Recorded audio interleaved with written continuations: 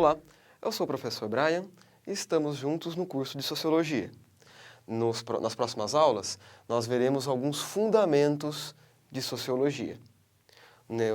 Nesse primeiro bloco, a gente vai dar destaque à modernidade, o papel que a modernidade teve para surgir a Sociologia e vamos entender como é a sociedade durante a modernidade. Na nossa primeira aula, a gente vai trabalhar a urbanização. Vamos ver a urbanização na modernidade.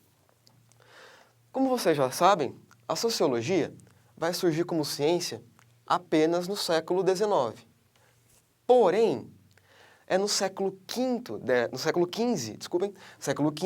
haverá algumas mudanças estruturais da sociedade que vão ser o estopim para o estudo sociológico. É aqui, a partir do século XV, que haverá grandes mudanças que serão motivos de estudo da sociologia. Dentre essas mudanças, a urbanização. Acompanhem comigo aqui. No século XV, foi um período de transição, no qual houve uma mudança aqui da população camponesa, por exemplo. Acompanhem essa imagem que vocês estão vendo aí na tela. Vocês têm uma representação de uma população camponesa no século XV. Na realidade, mais ou menos 4/5 da população era rural nesse período. Bastante gente, né? 4/5 da população rural numa sociedade estamental, quer dizer, de estamentos, rígida, em que não há uma mobilidade de uma classe social para outra. A economia era predominantemente agrária. A terra era a principal fonte de riqueza. Não só de riqueza, a terra também era sinônimo de poder. Quem tem terra tem o poder nas mãos.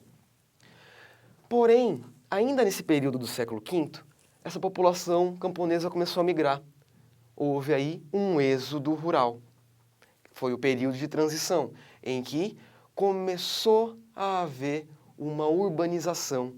É no século XV que começa a haver uma migração da cidade para o campo.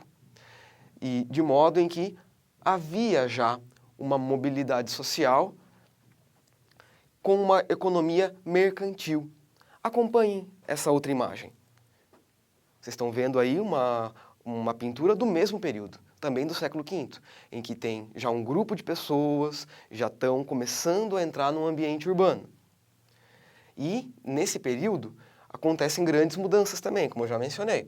Mudanças tanto políticas quanto culturais estão acontecendo nesse período. Uma mudança econômica, de certa forma, também, porque não é mais a terra que gera o poder.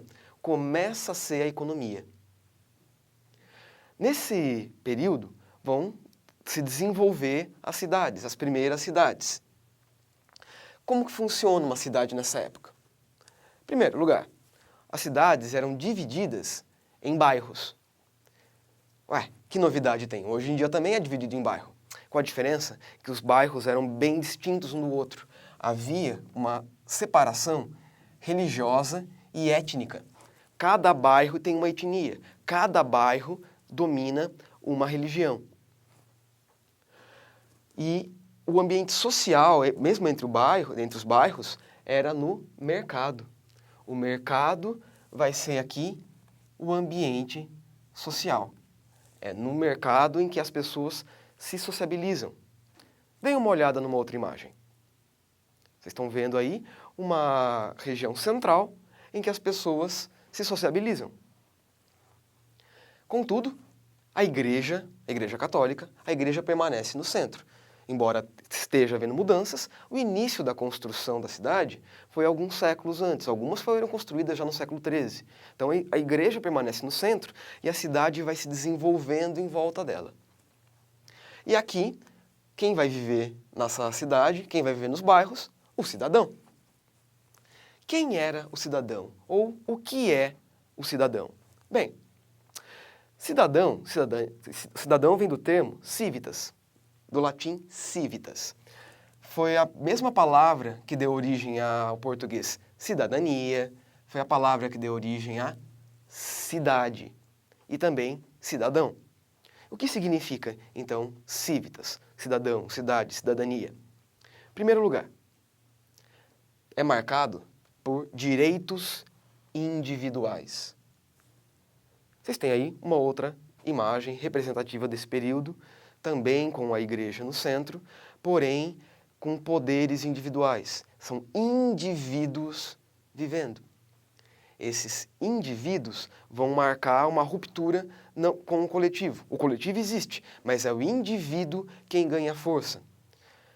É o Estado quem está surgindo aqui. É o início da formação dos Estados nacionais e também das leis escritas, leis que vão ser válidas a todos os indivíduos.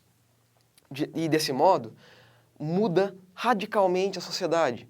Antes, a sociedade era feita por súditos. Agora, não mais. Não existe mais súditos do reino. Existem cidadãos do Estado que são regidos por leis. É esse período que vai marcar essa mudança de um mero súdito de um feudo ou de um reino e passa a ser um cidadão que recebe leis, que rege leis, que é regido por leis e está dentro do Estado junto com outros cidadãos. Na próxima aula, a gente vai acompanhar outra mudança significativa desse período, a concepção de tempo e como isso vai afetar também toda a estrutura social, vai afetar toda a dinâmica da nossa sociedade. Aguardo você lá. Até a próxima.